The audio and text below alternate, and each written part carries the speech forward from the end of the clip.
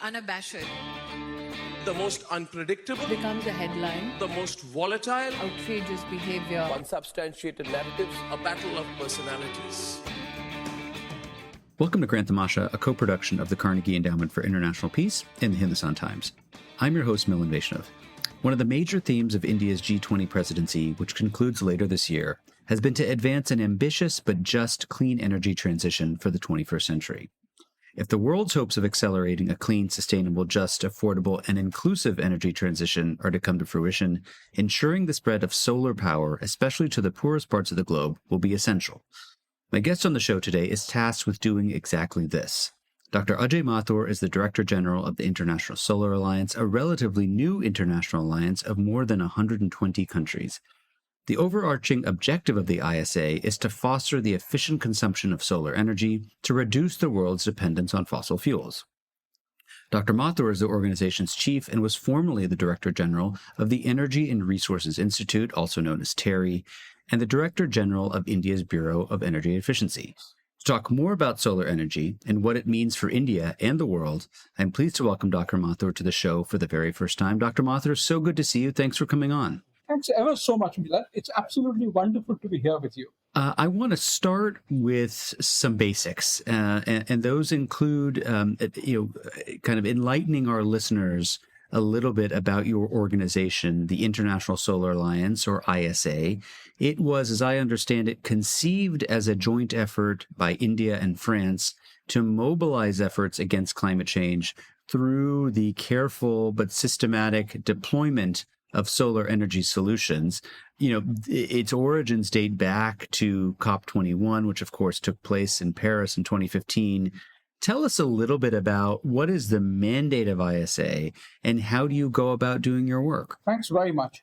The International Solar Alliance, or ISA, was, as you rightly say, announced at COP21 in Paris. But at that time, the goal was, how do we help countries move ahead with non-fossil fuels, particularly solar energy? And the emphasis was on the areas between the tropics of Cancer and Capricorn. Subsequently, we have changed the rules of the ISA, and anybody who's a member of the UN can join. As you said, we have nearly 120 countries as members. We work on making solar energy the energy source of choice in our member countries. How do we do that? We do that through, first of all, creating advocacy for solar. So how do you convince the leadership, the political leadership and the policy leadership, that solar makes sense? And this includes, therefore, things like ease of doing solar, a publication we bring out every year, which ranks what countries have done on policy, what more they can do, and so on. We bring out a global solar report on technology, on markets, on investments, so that countries can take off now, learning what is the best, not what was best yesterday. Similarly, we have done pieces on manufacturing and so on. This is to convince people, leaders, policymakers, and people that solar makes sense. But then the second question they immediately ask us is, that's great, but who's going to do it? So one of the big things about the alliance is its capacity building activities. You need to make sure that there are certified technicians in countries which are going to start solar projects. You need to make sure that policymakers are trained. You need to make sure that bankers who are going to lend money know how to evaluate and risk assess solar projects. Once you do all of this, the next question is, okay, how will I get those projects? So we help countries handhold them in the first few projects. But more importantly, this process helps us in helping them to develop the regulations, the institutions, so that solar can become large, that they can attract money. Remember, solar costs a lot more to begin with as compared to fossil fuels. But there are no operating costs. Half the cost of a coal or gas or diesel plant is the fuel. That isn't here. So 95% of the costs are capital costs. This makes getting private sector investment important. So therefore, we work with countries to see how regulations can be changed to make those changes happen. So all in all, Milan, we do a lot of things. We do advocacy, we do capacity building, we do project management, we do regulatory, we do everything that is needed to bring solar to the front table. So this is a perfect segue to what I wanted to ask you next, which is you have done quite a number of important jobs throughout your career. As I mentioned up top, you had served previously as the Director General of TERI, which is one of India's most storied energy and environmental think tanks, research organizations. You have run the Indian Bureau of Energy Efficiency. You had been the interim director of the Green Climate Fund during its very early foundational period. Tell us a little bit about why you decided to take this challenge on, which is to serve as the DG of the ISA. Well, one of the things, of course, is this is a new venture. And I love new ventures. This is the place where you can actually make change happen and see change happening. Because of the fact that we needed to build an institution, we needed to reach out to countries, we needed to convince them. That's what helped bring this position, make it so attractive. At the end of the day, ultimately, Milan, when we all leave this world, we ask ourselves, what have we done? Have we done anything useful? I hope to answer to that question. Yes, I brought solar energy to a lot of people in the world. I mean, that's a pretty good answer to that question. And now you're making me reevaluate some of my own life choices, I think. I want to ask you about this big milestone event that we have just seen come to an end, which, of course, is the G20 Leaders Summit in Delhi.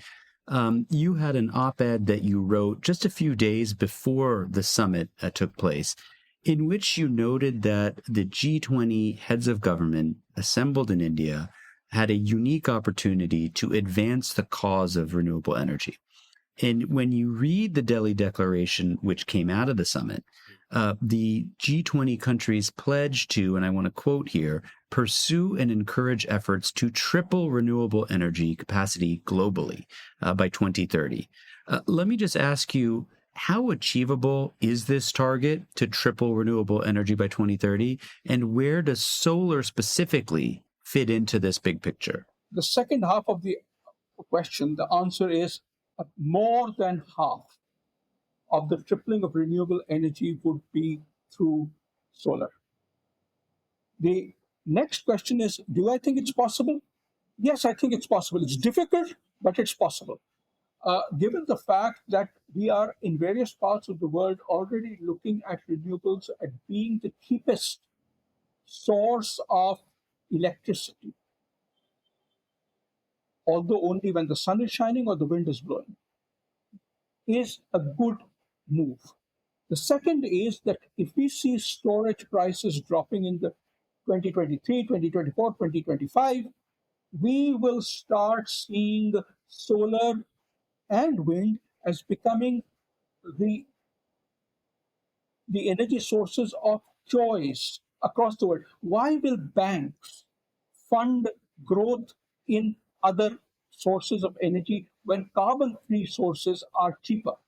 Remember, energy requirements are growing in developing countries. So 2 years from now, 3 years from now, the demand will be more.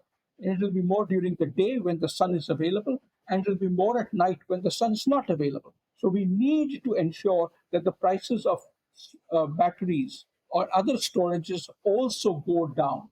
And it is ISA's view that this would happen in the next 3 years. So therefore, it is our view that the tripling of renewables is an achievable target. In the same piece that I just referenced, and of course we'll link to this on the show notes, you highlighted 3 challenges in particular that you believe impede or could impede the widespread adoption of solar technology.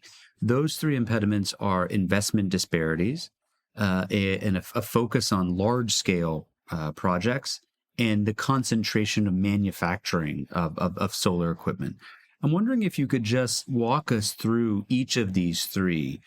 Tell us why you think these are the three key impediments. Milan, if you note, last year, the year before that, this year have been record years for investment into solar globally. This year, for example, we expect something of the order of $380 billion to flow into solar production, into solar capacity. That's Solar that's generation billion with a B. with a B. Now, this is much more than the fossil fuel sector attracted at the peak of the fossil fuel boom. That's great, except that 74% of this money goes to the OECD countries and China. All of Africa gets less than 3%. This is the first disparity, that too much of the resources, or not, let me put it the other way around, not enough resources are going into countries which are of the South. The second problem is that roughly two-thirds of the money that has come into solar has come in for large projects, large solar farms. We haven't seen that much money coming in for solar rooftops or for solar pumps or for solar cold storages or solar mini grids, or things that you and I can see and relate to. What this has meant is that we have had a rather lopsided development of the solar sector, but more importantly, the public ownership is also limited. And the third point, Milan, is that we have a problem in as much as the vast concentration of the development of solar cells occurs in one or at the most two countries. 80% of the world's solar modules are produced in two countries. Why is this a problem? This is a problem because it takes a huge amount of effort to get those solar panels out of those countries to the rest of the world. There are supply chain constraints. These supply chain constraints led, to an uptick in the prices of solar. For years, we have had a decline in solar prices that was happening, but since 2021, 2022, and now 2023, we are seeing this price rise occurring instead of price decline. This is because of supply chain constraints. It's not the price of solar panels ex factory that is increasing, but the price change in supply has led to a 20% increase in the price of solar. Unless we address these three issues of geographical disparity in investment, of the large solar getting the vast amount of funding, and of the concentration of manufacturing, unless we geographically diversify manufacturing, unless we do those three things, we will not be able to move to a world where everybody has access to solar. That was a very detailed explanation. Let me just ask you about the third piece, right? Because you have written something for ORF in which you argued that, look, solar is now the cheapest form of new electricity for much of the world, but there are, as you just said, major supply chain considerations. Chief among them is the fact that China provides over 70% of solar PV manufacturing, including 95% plus of the world's wafer production. And so when we talk about supply chain resilience, obviously, this is something of concern. You call upon G20 countries, including India, of course, to expand solar manufacturing capacity. That will help to drive down costs, and also make supply chains more resilient. So I guess here's my question for you. How seriously do you think the member countries of the G20 are taking this challenge, and what progress has been made thus far? You're absolutely right that today 70% of solar modules are produced in just one country. Geographical diversification is important. And to look at how geographical diversification can happen, we broke up the supply chain into two parts. One is the sand or silica, all the way to developing a solar cell. And the second is putting together all the solar cells to make the modules that you and I use. As far as the second part is concerned, the solar cells being made into the solar modules, that can happen almost anywhere. If there's adequate demand, you can do it.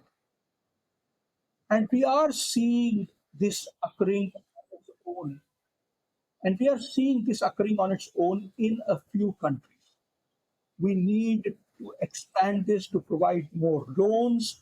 This is a this is a costly venture. It requires a lot of investment capital, but it is cost effective. But this first part, which is going all the way from silicon to solar cells, that is difficult. It is difficult because if you set up a new solar manufacturing plant for cells, it costs more than what the current cells cost. This means that a short-term incentive would be needed in order to make the cells cost competitive with those that are available in the market. Now, the number of countries that can provide this incentive are relatively few.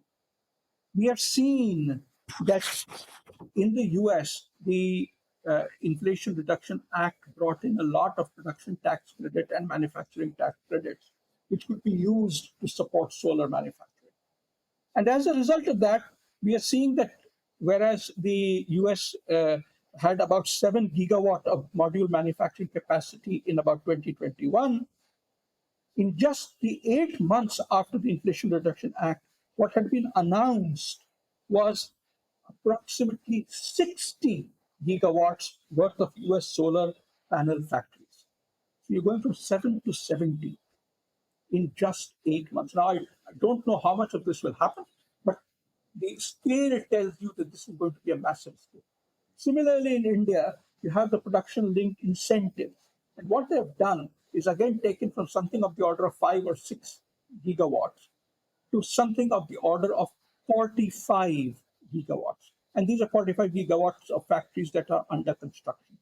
So starting 2024 and into 2025, you would see a fair amount of diversification that would have already come in. By the way, I should note that there is a lot of capacity in other countries. We need to source it from them. And this is publicly available. You can Google it. You can see who are the manufacturers across the world and source manufacturing from the place which is closest to you.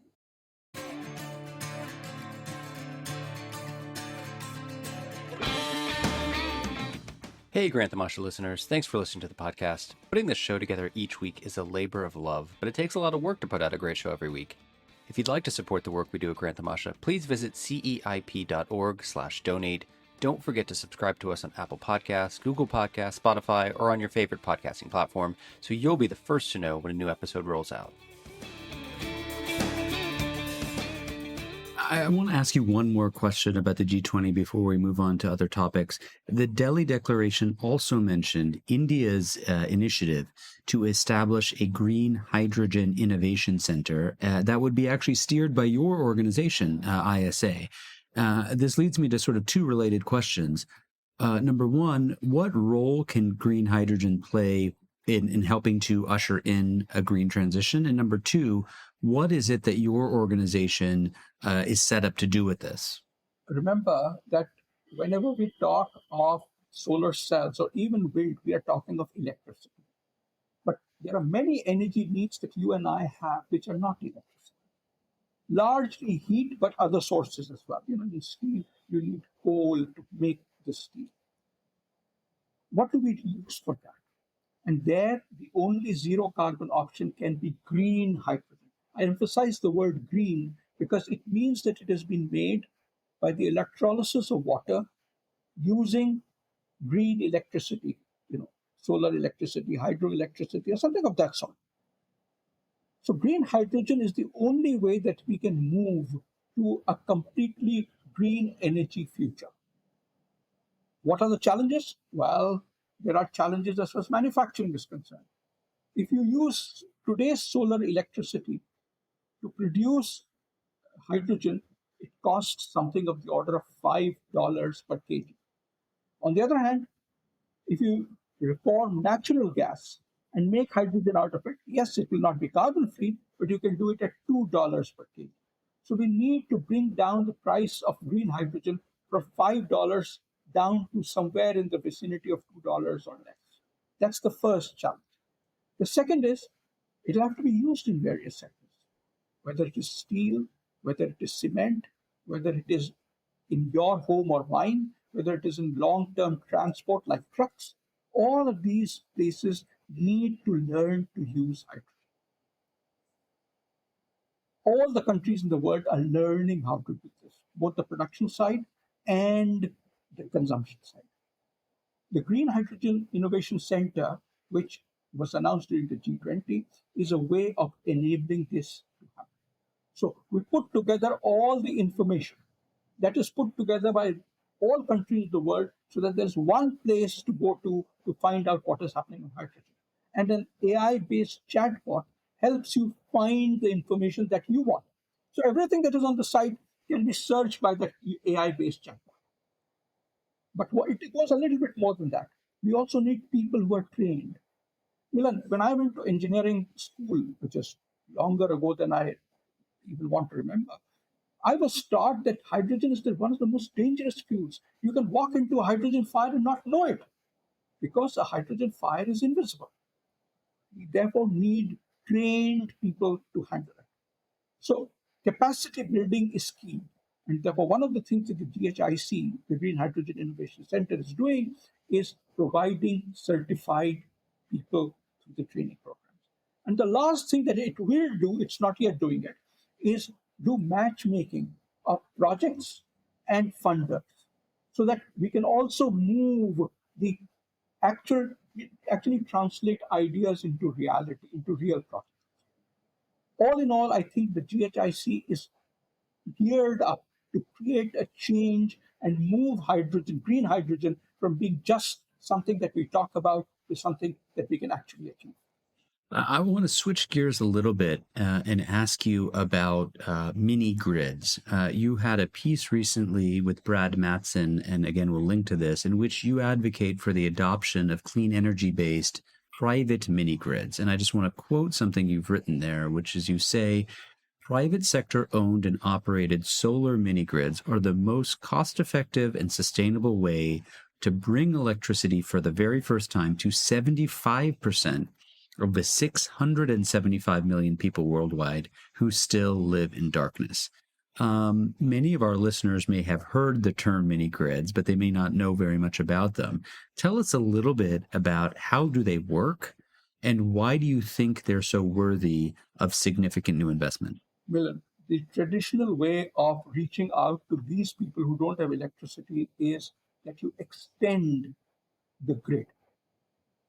So the first thing that we did, and this was a G20 publication that we brought out, the first thing is that if you have to extend the grid by more than 10 kilometers, well, it becomes very expensive because remember, the amount of electricity that is flowing across it for the first many, many years is very small. Having local solar panels with batteries allows us to meet the energy needs, the electricity needs of the people who are close to that solar battery system much more cost effectively than extending the grid. Now, remember, we are doing solar panels, we are doing batteries. This costs money. Most of the countries where there are people who don't have access to electricity are already up to their ears as far as sovereign lending and guarantees are concerned. The governments cannot borrow anymore. This means that since this is a cost-effective proposition, we need to get in the private sector. Private sector also brings in one additional benefit, and this has been amply showed by many, many countries, including India. Because what private sector does is they get paid only if they deliver electricity. So they focus on maintenance. This means that the solar mini grid is actually always up and running. And it keeps expanding according to the needs of the people and not remain constant at the size at which it was first made because somebody gave a grant for it.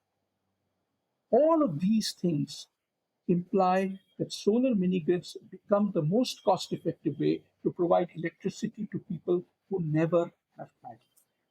One of the other things you go on to say is that, and this is here going to bring the conversation between mini grids and India together, is that mini grids can constitute an important pillar of India's overall energy strategy, right? And one of the things you note in this piece is that India has about 700 solar mini grids, which are owned and operated by private companies that, unlike state-run grids, are not subsidized, right? So they are commercially viable purely based on customer payments, right? Which is a unique attribute. For anyone who's been following the kind of India energy sector for a long time is very used to hearing about the broken, flawed political economy of energy provision in India, right? So this is indeed a kind of refreshing bit of news. How do these mini grids avoid the usual pitfalls that we've seen in India in the past? So the first issue is, how on earth do we get private sector investment, which is then sure of getting a return?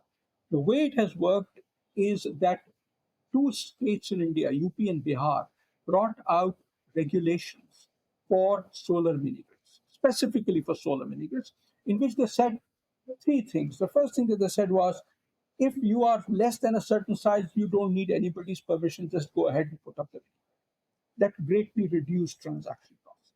The second thing they said was, it is between you and the user of the electricity on how much they pay for the electricity.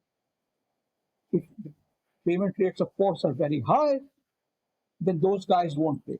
If they're very low, you as the solar mini grid operator won't make money. So what it allows us to do is to establish tariffs that are viable for the users. And the third thing that they said was, and this is what important to investors, they said, if the grid wants to take over the solar mini grid, if the grid extends and wants to take it over, here is a formula. Here is how you calculate what would be the compensation that would be provided. All of these things have provided the kind of confidence that the private sector has needed to come into this area. And they've done very well. One company has even, all of these are Indian companies, but one of the companies has done so well that it has now got equity investment from a Japanese major, which helps it grow and do more and more mini grids in the years to come. I want to just ask you a slightly broader question, I guess you could say, about India's green energy ecosystem. There was a recent report I read which found that more than 90% of India's solar capacity has been installed since the year 2015-2016, give or take. And that is a pretty dramatic increase in such a short period of time. Is this kind of exponential growth sustainable in your view? Oh, yes. Remember, in India and in other developing countries, the demand for electricity is still growing. We have a huge amount of people who do not have access to adequate electricity. What this implies is that we need to put in more capacity. And the question is, do you put coal capacity or do you put in renewable energy? What we see is that the vast bulk of new capacity addition that has occurred is renewable. This has really occurred since the prices of renewables have fallen, and there has been a huge emphasis on growth of renewables. The next exponential increase will occur when storage prices are low enough. Even today, Milan, a few months ago, the Railway Energy Management Company issued a tender for round-the-clock firm electricity based on renewables. And they got bids which had solar plus wind plus storage. And the prices they got were in the vicinity of approximately something of the order of 4 cents, 5 cents, 5 cents per kilowatt hour. New coal capacity, which has also been now commissioned because it was being under construction for a long time, new coal capacity is at 6.5 cents per kilowatt hour. What this means is that even today, solar plus wind plus storage is already cost effective. Now, we fully realize that there will be limited number of places where all three of these can be done. Therefore, you look at solar plus storage, you look at wind plus storage, as to become cost effective as well. But as that happens, you see again a sharp increase in the curve for the uptake of renewable energy. So there's one puzzle built in here, which someone like me who is not steeped in this world doesn't quite understand, and it's the following. What accounts for the fact that, by some estimates, renewables account for roughly a quarter or so of installed power capacity in India, but only around 13% of India's electricity generation? What are the various factors that explain the gap between the two numbers? I think the most important issue is that the amount of time when the sun is available is relatively limited. You know, we are in the tropics, so we have got the sun available for a long period of time, but it's still only 10 hours. It's 10 out of 24 hours. The sun is not available. And you can't generate electricity when the sun is not available. Similarly, when the wind blows, then it's very difficult to look at sites where the wind blows all the time. It's 30%, 40% of the time. A good part of the time, there is no availability of the sun or of the wind. That's why storage becomes essential. And just to you've talked a lot about driving down the price of solar, and there's evidence clearly that has happened. What is it going to take to drive down the price of storage? Because that seemed to be a clear impediment, at least in the Indian case, but presumably in many others as well. We have seen the price of storage come down by about 90% since 2008. So in the last 15 years, we have seen a 90% reduction. Right now, it's somewhere in the vicinity of $130, $140 per kilowatt hour of battery capacity. Remember, it means charging and discharging a large number of times. Once it comes to below $100, that means a 30% increase more, then it will be cost effective with the poorest solar capacity and with reasonable wind capacity. But as I mentioned earlier, when you do solar plus wind plus storage, it's already cost effective. This is what makes storage a fascinating area, because you're seeing, on the one hand, we talk about lithium ion batteries and lithium not being available. Now you're finding lithium in places where you never thought, because now you're looking for it. Earlier, geological surveys did not look for lithium. The second is, because of competitive pressures, the amount of lithium per battery is decreasing. It's about 10 to 15% less than what it was in 2008. And third, we are also looking at a world of non-lithium batteries. We're looking at sodium-ion batteries. Sodium is far more geographically dispersed and available than is lithium. We are looking at vanadium redox batteries, which are like flow batteries. So you keep on putting in stuff into it like fuel, and they keep on producing electricity. So these not of the kind batteries also have a future. Let me just bring this conversation to an end by asking you a little bit about the future. You have laid out a pretty ambitious agenda for yourself, for your organization. Clearly, the G20 was an important, perhaps catalytic moment. As you look out, say, the next 1 to 3 years, what are some of the important goals that you've set for yourself as an organization to try and really advance the cause of solar energy, not just in India, of course, but around the world, particularly in the poorest countries? What are some of your top priorities as you look ahead? So, Milan, there are 3 priorities. The first priority, which gets people involved in solar, is having at least one demo project. This is a pilot project that shows that the technology works and it shows that the business model works. It is sustainable. That is the first part. The second is, this, for replication, needs money to come in, and therefore convince the countries, help them with the regulatory support that they need in order for change to happen. And the third is that they themselves set up large-scale replication programs, so that with the rules in place, with the demos in place, this becomes an attractive destination. We hope that this is achieved in the 55 countries who are today at the bottom of the energy pyramid. My guest on the show this week is Dr. Ajay Mathur. He is the Director General of the International Solar Alliance, an international alliance of more than 120 countries. Dr. Mathur, I have never heard anybody explain with such passion and clarity the role that solar is going to play in this coming green energy transition. You and your organization are absolutely at the heart of this work.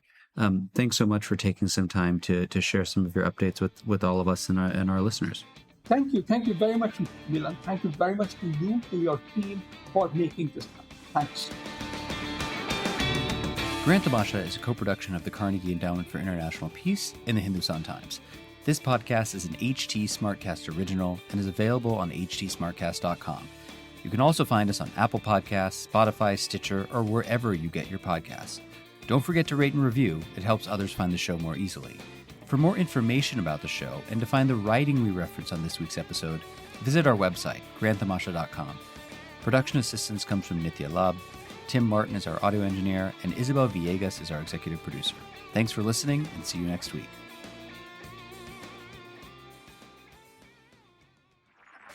This was a Hindustan Times production brought to you by HT Smartcast. HT Smartcast.